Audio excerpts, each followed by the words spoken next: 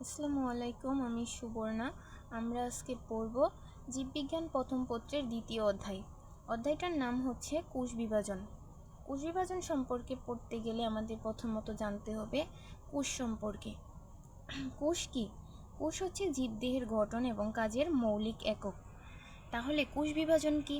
কোষ বিভাজন হচ্ছে যেই প্রক্রিয়ার মাধ্যমে একটি কোষ থেকে দুটি বা চারটি কোষের সৃষ্টি হয় তাকে বলা হয় কোষ বিভাজন। দেখো, মাধ্যমিক শ্রেণীতে জীববিজ্ঞান বিষয়ে তোমরা কোষ বিভাজন সম্বন্ধে জেনেছো। আমরা 9-10-এ এই সম্পর্কে অনেক ভালোভাবে জেনেছি। এই অধ্যায়ে কোষ বিভাজন, বিশেষ করে কোষচক্র ও মায়োসিস সম্বন্ধে বিস্তারিত জানব। বিভাজনের মাধ্যমে সংখ্যা বৃদ্ধি কোষের একটি স্বাভাবিক এবং অতি গুরুত্বপূর্ণ বৈশিষ্ট্য। এই বিভাজনের মাধ্যমে কিন্তু কোষ বৈশিষ্ট্যগুলো বজায় রাখে। এককোষী জীবসমূহ যেমন ব্যাকটেরিয়া, ইস্ট প্রভৃতি বারবার বিভাজনের মাধ্যমেই একটি থেকে অসংখ্য এককোষী জীবে পরিণত হয়। বিশালদেহী একটি বটগাছের সূচনাও ঘটে একটি মাত্র কোষ হতে। গাছ থেকে গাছের সৃষ্টি হয়, প্রাণী থেকে সৃষ্টি হয় প্রাণী, আর তেমনি কোষ থেকেই কেবল কোষের সৃষ্টি হতে পারে। এককোষী নিষিক্ত ডিম্বক হতে কোষ বিভাজন প্রক্রিয়ায় একসময় কোটি কোটি কোষের সমন্বয়ে একটি পরিণত মানুষের সৃষ্টি হয়। এই যে এককোষী নিষিক্ত যে ডিম্বকটা আছে, এই ডিম্বক থেকেই কিন্তু বারবার বিভাজনের মাধ্যমে একটা পরিণত মানুষের সৃষ্টি হয়। জীবদেহে কোষ বিভাজন একটি মৌলিক এবং অত্যাবশ্যকীয় প্রক্রিয়া।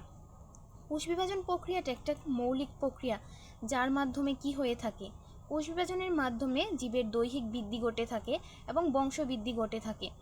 তাহলে কোষ বিভাজন না হলে আমাদের এই যে অতি গুরুত্বপূর্ণ যে কাজগুলো আছে এগুলো হতো না। যে প্রক্রিয়ায় জীবকোষ বিভক্তির মাধ্যমে একটি থেকে দুইটি অথবা চারটি কোষের সৃষ্টি হয় তাকে কোষ বিভাজন বলা হয়। আমরা এখান থেকে কোষ বিভাজনের সংজ্ঞাটা পেয়ে গেলাম। যেই প্রক্রিয়ায় জীবকোষ বিভক্তির মাধ্যমে একটি থেকে দুটি বা চারটি কোষের সৃষ্টি করে তাকে বলা হয় কোষ বিভাজন। কোষ বিভাজনের ফলে সৃষ্ট নতুন কোষকে বলা হয় অপত্য কোষ বা ডটার সেল। কোষ বিভাজনের ফলে যে নতুন কোষগুলো তৈরি হয় তাদেরকে বলা হয় অপত্য কোষ। যেই কোষটি থেকে অপত্য কোষ সৃষ্টি হয় সেটি হলো মাতৃকোষ, অর্থাৎ পুরাতন যেই কোষ থেকে নতুন কোষের তৈরি হয় সেই পুরনো কোষটাকে বলা হয় মাতৃকোষ। ওয়াল্টার ফ্লেমিং 1882 খ্রিস্টাব্দে সামুদ্রিক সলামান্ডার কোষে সর্বপ্রথম কোষ বিভাজন লক্ষ্য করেন। তাহলে দেখো, যদি বলা হয় যে কে সর্বপ্রথম কোষ বিভাজন লক্ষ্য করেন, ওয়াল্টার ফ্লেমিং। কত সালে? 1882 খ্রিস্টাব্দে। কোন প্রাণীতে সর্বপ্রথম কোষ বিভাজন লক্ষ্য করেছিলেন? সামুদ্রিক সালামান্ডার কোষে। কোষ থেকেই কেবল কোষ সৃষ্টি হতে পারে, এটি বলেন রুডলফ বিরসাউ। এখন দেখো, আমরা দেখি হ্যাপ্লয়েড কোষ এবং হ্যাপ্লয়েড বনাম ডিপ্লয়েড। প্রতিটি জীব একটি নির্দিষ্ট সংখ্যক ইউনিক ক্রোমোজোম থাকে। প্রত্যেকটা জীবেই কিন্তু নির্দিষ্ট সংখ্যক এক ইউনিক ক্রোমোজোম থাকে। যেমন মানুষের 23টি ক্রোমোজোম থাকে, ফলের মাছির থাকে 4টি ক্রোমোজোম। সবগুলোই ইউনিক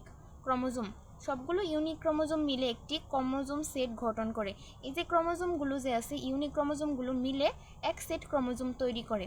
মানুষের 2 সেট ক্রোমোজোম আছে, অর্থাৎ প্রতিটি ক্রোমোজোম 2 কপি করে আছে। যে কোষে 2 সেট ক্রোমোজোম আছে তাকে বলা হয় ডিপ্লয়েড কোষ বা 2n সংখ্যক কোষ। অর্থাৎ যেই কোষগুলোতে আমরা 2 সেট ক্রোমোজোম পাই সেগুলো হচ্ছে ডিপ্লয়েড কোষ বা 2n। মানুষ হচ্ছে ডিপ্লয়েড জীব। তাহলে মানুষ কোন ধরনের জীব? মানুষ হচ্ছে ডিপ্লয়েড জীব। তাদের ক্রোমোজোম সংখ্যা হচ্ছে 2n সংখ্যক। যে কোষে এক সেট ক্রোমোজোম থাকে তাকে বলা হয় হ্যাপ্লয়েড কোষ বা n সংখ্যক কোষ।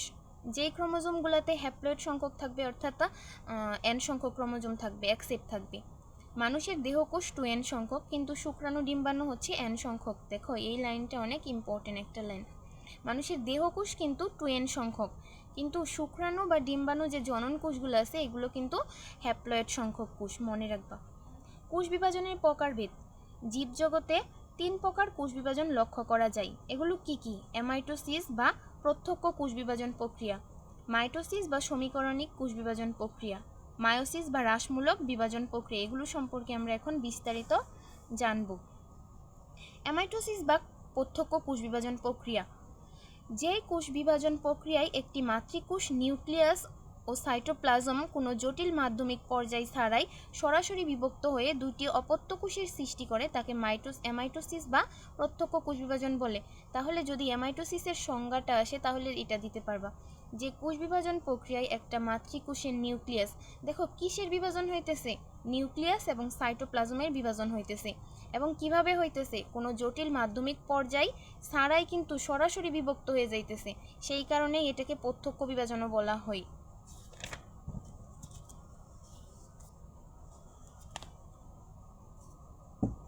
দেখো অ্যামাইটোসিস প্রক্রিয়ায় কোনো ধরনের জটিলতা ছাড়াই সরাসরি মাতৃকোষের বিভাজন ঘটে থাকে। এক্ষেত্রে নিউক্লিয়াসটি প্রত্যক্ষভাবে সরাসরি দুই অংশে ভাগ হয়ে যায়। নিউক্লিয়াসটি প্রথমে লম্বা হয় এবং মাঝখানে ভাগ হয়ে দুইটি নিউক্লিয়াসে পরিণত হয়। পরে কোষটির মধ্যভাগ একটি চক্রাকার গর্ত ভিতরের দিকে ঢুকে গিয়ে পরিশেষে কোষটিকে দুই ভাগে ভাগ করে ফেলে। তাহলে কি হইতেছে, দেখো এখানে একটা মাতৃকোষ দেওয়া আছে।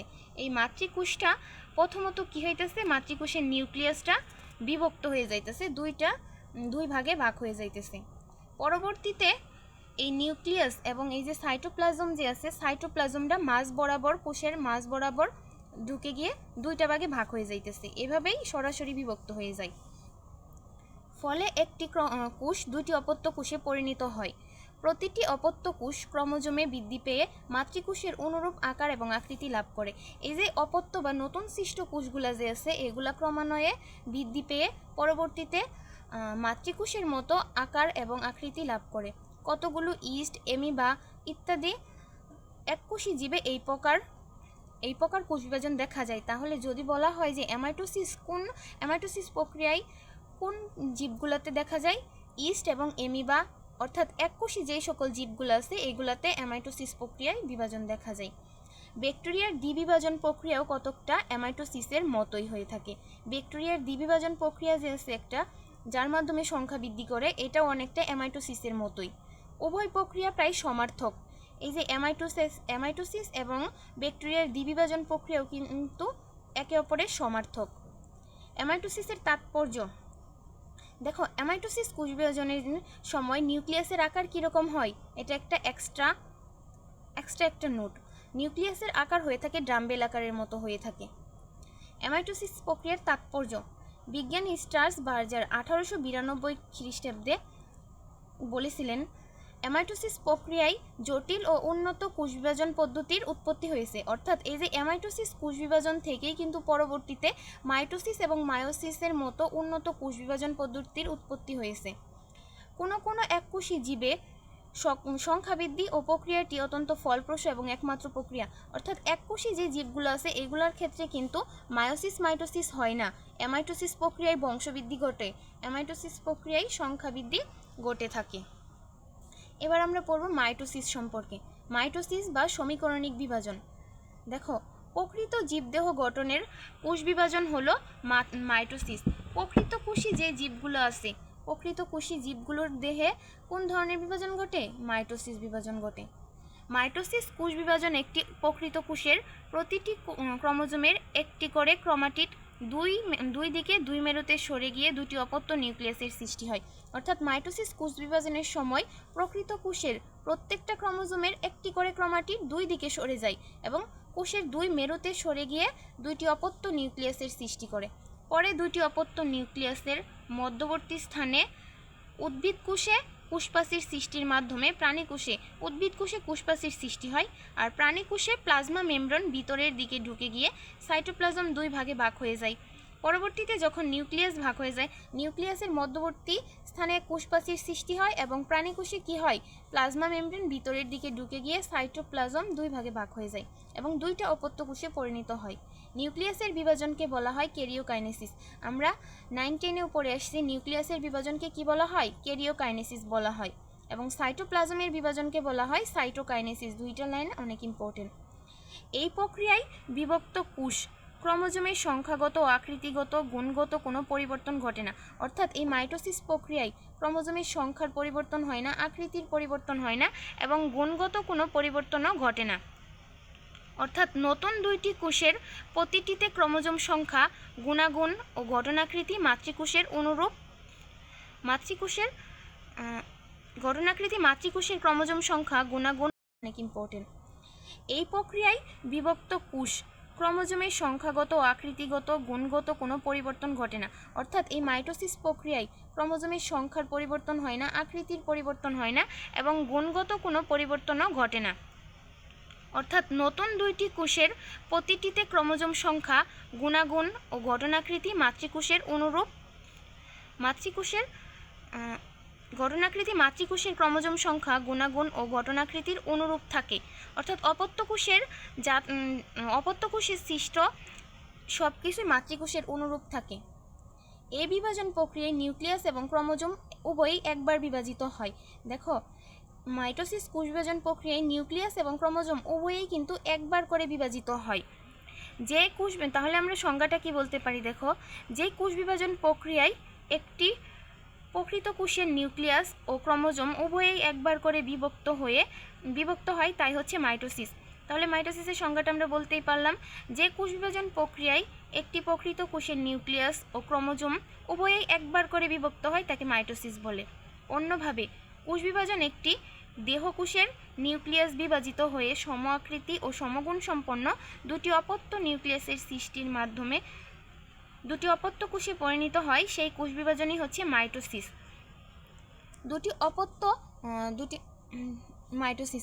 নিউক্লিয়াসের এরূপ বিভাজন প্রথম দেখতে পান বিজ্ঞানী স্লাইখার। এর নাম দিয়েছিলেন ক্যারিওকাইনেসিস। তাহলে নিউক্লিয়াসের মাইটোসিস কোষ বিভাজন কে দেখতে পাইছিল? বিজ্ঞানী স্লাইখার, এবং এর নাম কি দিয়েছিল? ক্যারিওকাইনেসিস। পরে ওয়াল্টার ফ্লেমিং এই প্রকার পূর্ণ বিভাজনকে মাইটোসিস নামকরণ করেছিল। বিজ্ঞানী স্লাইখার কিন্তু এই বিভাজনের নাম দিয়েছিল ক্যারিওকাইনেসিস, কিন্তু মাইটোসিস নামকরণ দিয়েছিল ওয়াল্টার ফ্লেমিং। মাইটোসিস কোষ বিভাজনের মাতৃকোষের প্রতিটি ক্রোমোজোমে সেন্ট্রোমিয়ার সহ লম্বালম্বি সমান দুই অংশে ভাগ হয়ে যায় এবং প্রতিটি অংশ এর নিকটবর্তী মেরুতে গমন করে। ফলে সৃষ্ট নতুন কোষ দুটিতে ক্রোমোজোম সংখ্যা মাতৃকোষের ক্রোমোজোম সংখ্যার সমান থাকে। তাই মাইটোসিসকে বলা হয় ইকুয়েশনাল বা সমীকরণিক বিভাজন। এটা খ নাম্বার প্রশ্নের জন্য আসতে পারে যে মাইটোসিস কোষ বিভাজনকে সমীকরণিক বা ইকুয়েশনাল কোষ বিভাজন কেন বলা হয়? কারণ হচ্ছে এই প্রকার বিভাজনের মাধ্যমে দুইটি কোষেই ক্রোমোজোম সংখ্যা মাতৃকোষের ক্রোমোজোম সংখ্যার সমান থাকে। তাই মাইটোসিস কোথায় ঘটে? দেখো, মাইটোসিস কোষ বিভাজন কোথায় ঘটতেছে। মাইটোসিস কোষ বিভাজন প্রাণী এবং উদ্ভিদের বিভাজন ক্ষমতা সম্পন্ন দৈহিক কোষে ঘটে থাকে। মাইটোসিস কোষ বিভাজন দৈহিক ক্ষমতা সম্পন্ন কোষেই ঘটে থাকে। বিভাজন যেমন উদ্ভিদের কাণ্ড বা তার শাখা প্রশাখার শীর্ষে, মূলের বর্ধিষ্ণু শীর্ষ, ক্যাম্বিয়াম প্রভৃতি অঞ্চলে মাইটোসিস ঘটে থাকে। জীবদেহের সকল অঙ্গ প্রত্যঙ্গ মাইটোসিস প্রক্রিয়ার ফলেই হয়ে থাকে। অর্থাৎ জীবদেহের সকল অঙ্গ প্রত্যঙ্গ গঠন কিন্তু মাইটোসিস প্রক্রিয়ার মাধ্যমেই হয়ে থাকে। জননাঙ্গের গঠন ও বৃদ্ধি মাইটোসিস প্রক্রিয়ায় হয়। দেখো, একটা এমসিকিউ আসতে পারে যে জননাঙ্গের গঠন হয় কোন পদ্ধতিতে, কোন বিভাজন পদ্ধতিতে? আমরা কিন্তু না জানি নাই কিন্তু দাগাই দিতে পারি যে মায়োসিস, কিন্তু এটা মায়োসিস হবো না, মাইটোসিস। মায়োসিস প্রক্রিয়ায় কি হয়? মায়োসিস প্রক্রিয়ায় জনন কোষগুলো বিভাজিত হয়, কিন্তু জননাঙ্গের গঠন হয় মাইটোসিস কোষ বিভাজন প্রক্রিয়ায়।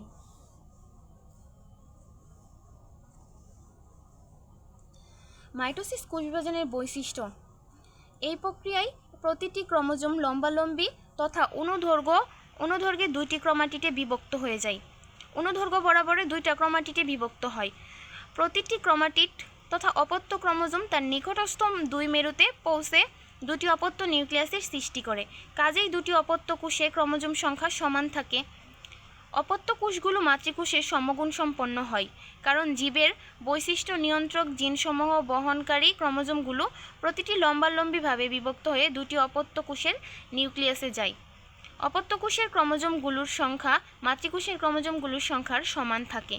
অপত্য কোষ বৃদ্ধি পেয়ে মাতৃকোষের সমান আয়তনের হয়ে থাকে।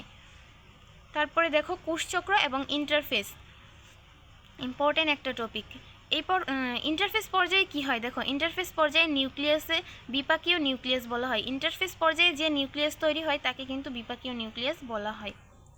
একটি সুস্থ বর্ধিষ্ণু কোষের জীবন শুরু হয় তার মাতৃকোষের বিভাজনের মাধ্যমে।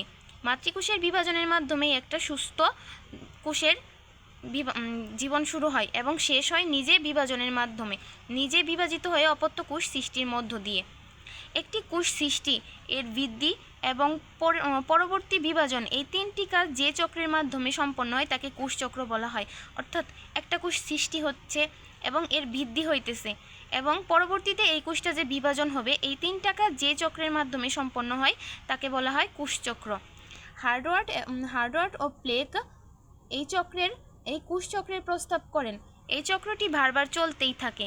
একজন প্রাপ্তবয়স্ক ব্যক্তির দেহে 100 ট্রিলিয়ন 10⁻14 কোষ থাকে। তাহলে একজন সুস্থ ব্যক্তির দেহে কতগুলো কোষ থাকে? 100 ট্রিলিয়ন কোষ থাকে। দেহকে সুস্থ রাখতে হলে এর মধ্যে সঠিক সময়ে সঠিক কোষটিকে বিভক্ত হতে হবে। এই বিভাজনের জন্য প্রয়োজন অভ্যন্তরীণ এবং বাহ্যিক প্রয়োজনীয় সিগন্যাল ও সংকেত। কিছু কোষ আছে যা দ্রুত বিভাজনের মাধ্যমে বিশেষায়িত কোষ, যেমন ভ্রূণকোষ, মূল এবং কাণ্ডের শীর্ষে মেরিস্টেম কোষ, এগুলো দ্রুত বিভাজন হয়। কিছু কোষ আছে প্রয়োজনীয় উদ্দীপনা পেলে বিভাজন হতে পারে। আবার অনেক কোষ আছে যা কখনো বিভাজিত হয়ই না, যেমন আমাদের পূর্ণাঙ্গ লাল রক্তকোষ, যেমন আরবিসি, পেশিকোষ, স্নায়ুকোষ এবং উদ্ভিদের স্নায়ু কোষসমূহ। তাহলে কোন কোষগুলো কখনো বিভাজন হয় না?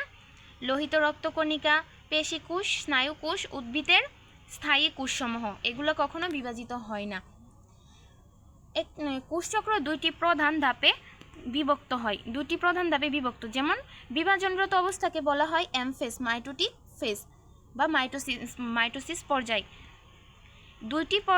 দুইটি এম ফেজ এর মধ্যবর্তী অবিভাজন অবস্থাকে বলা হয় ইন্টারফেজ, অর্থাৎ বিশ্রামরত অবস্থাকে বলা হয় ইন্টারফেজ। অন্যভাবে একটি কোষ পরপর দুইবার বিভক্ত হওয়ার মধ্যবর্তী সময় বা পর্যায়ে হলো ইন্টারফেজ। তাহলে ইন্টারফেজের সংজ্ঞাটা কি পাচ্ছি? একটি কোষ পরপর দুইবার বিভক্ত হওয়ার মধ্যবর্তী সময় বা পর্যায়ই হচ্ছে ইন্টারফেজ। এমফেজ এবং ইন্টারফেজ পর্যায়ক্রমিকভাবে পরপর এসে কোষচক্র সম্পন্ন করে। এই যে এমফেজ অর্থাৎ মাইটোটিক ফেজ এবং ইন্টারফেজ পরপর চক্রাকারে এসে কোষচক্র সম্পন্ন করে। কোষচক্রের মোট সময়ের 5 থেকে 10 ভাগ সময় ব্যয় হয় এমফেজ পর্যায়ে, বাকি 90 থেকে 95 ভাগ ব্যয় হয় ইন্টারফেজ দশায়। তাহলে এমফেজ দশায় কত % সময় ব্যয় হয়? 5 থেকে 10 ভাগ সময় ব্যয় হয়। আর ইন্টারফেসে কত ভাগ সময় ব্যয় হয়? 90 থেকে 95 ভাগ, মনে রাখবা। এখানে উল্লেখযোগ্য যে কোনো নির্দিষ্ট সময়ে দেহের মাত্র অল্প সংখ্যক কোষ মাইটোসিস পর্যায়ে এবং অধিকাংশ সময় অধিকাংশ কোষেই ইন্টারফেস পর্যায়ে থাকে। একটি জেনেটিক প্রোগ্রাম দ্বারা কোষচক্র নিয়ন্ত্রিত হয়। অভ্যন্তরীণ উদ্দীপনা প্রদান করে থাকে সাইক্লিন সিডিকে যৌগ, সাইক্লিন ডিপেন্ডেন্ট কাইনেজ। এই এনজাইমটা হচ্ছে কোষ বিভাজনের অভ্যন্তরীণ উদ্দীপনা বহন করে থাকে। বিভিন্ন হরমোন এবং গ্রোথ ফ্যাক্টর বাহ্যিক উদ্দীপনা দান করে। অভ্যন্তরীণ উদ্দীপনা কে দান করছে? সাইক্লিন বা সিডিকে যৌগ। আর বাহ্যিক উদ্দীপনা দান করতেছে হরমোন এবং গ্রোথ ফ্যাক্টরি, এগুলো। আমাদের দেহের কোনো স্থান কেটে গেলে রক্তের অনুচক্রিকা একটি গ্রোথ ফ্যাক্টর তৈরি করে, যার চারপাশের কোষ বিভাজিত হয়ে ক্ষতস্থানে জোড়া লাগিয়ে দেয়। আমাদের কোনো স্থান কেটে গেলে কি করে? অনুচক্রিকাগুলো একটা গ্রোথ ফ্যাক্টর তৈরি করে এবং সেখানে এই যে এগুলা হইতেছে বারবার বিভাজনের মাধ্যমে ক্ষতস্থানগুলো পূরণ করিয়ে দেয়। দেহের ইমিউনো সিস্টেমের জন্য দরকারি কোষসমূহ বিভাজিত হওয়ার জন্য শ্বেত রক্তকণিকা একটি গ্রোথ ফ্যাক্টর তৈরি করে, যা বোন মেরুতে লোহিত রক্তকণিকা কোষের সংখ্যা বৃদ্ধির জন্য কিডনি ইরিথ্রোপয়েটিন তৈরি করে। এই দেখো, আমাদের ইমিউনো সিস্টেমের জন্য দরকারি কোষসমূহ বিভাজিত হওয়ার জন্য শ্বেত রক্তকণিকা এক প্রকার গ্রোথ ফ্যাক্টরি তৈরি করে। এই গ্রোথ ফ্যাক্টরি তৈরি করে দেয়। আবার বন মেরুতে লোহিত রক্তকণিকা কোষের সংখ্যা বৃদ্ধি করে। আমরা আগেই পড়েছি যে লোহিত রক্তকণিকা বিভাজন হয় না, তাহলে লোহিত রক্তকণিকা কই থেকে তৈরি হচ্ছে? এই যে আমাদের লাল অস্থিমজ্জা, বন মেরু যে আছে, এগুলো থেকে লোহিত রক্তকণিকা তৈরি হচ্ছে। এইখান থেকে লোহিত রক্তকণিকা কোষের সংখ্যা বৃদ্ধির জন্য কিডনি ইরিথ্রোপয়েটিন তৈরি করে। ইন্টারফেস অবস্থাটি বেশ দীর্ঘ পর্যায়। ইন্টারফেস অর্থাৎ এই যে প্রস্তুতিমূলক যে সময় আছে, এটা একটা দীর্ঘ পর্যায়। পরবর্তী বিভাজন পর্যায়টিকে সুন্দরভাবে সম্পন্ন করার জন্য ইন্টারফেস পর্যায়ে নিউক্লিয়াস বহু গুরুত্বপূর্ণ ক্রিয়া বিক্রিয়া ঘটে থাকে। অর্থাৎ একটা বিক্রিয়া পরবর্তীতে যে মাইটোটিক পর্যায় আছে, এই পর্যায়কে সুন্দরভাবে সম্পন্ন করার জন্য ইন্টারফেস অনেক গুরুত্বপূর্ণ ভূমিকা পালন করে। তাই ইন্টারফেস অবস্থায় কোষের নিউক্লিয়াসকে বলা হয় বিপাকীয় নিউক্লিয়াস। ইন্টারফেস অবস্থায় কোষের নিউক্লিয়াসকে কি বলা হয়? বিপাকীয় নিউক্লিয়াস। এক কথায় এমফেসকে সুসম্পন্ন